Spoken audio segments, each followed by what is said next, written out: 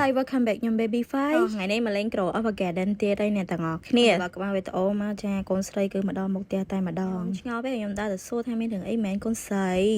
គាត់តែមកស្ទូងមកមិនជាការលើកប៉ែតែម្ដង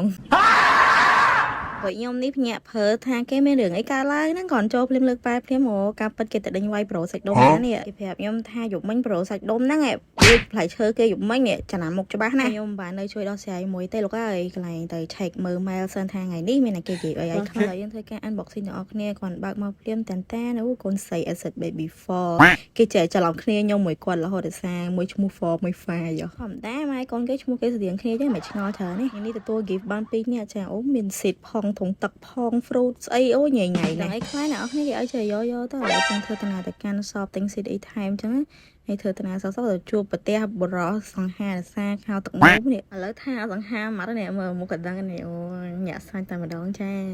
Oh my god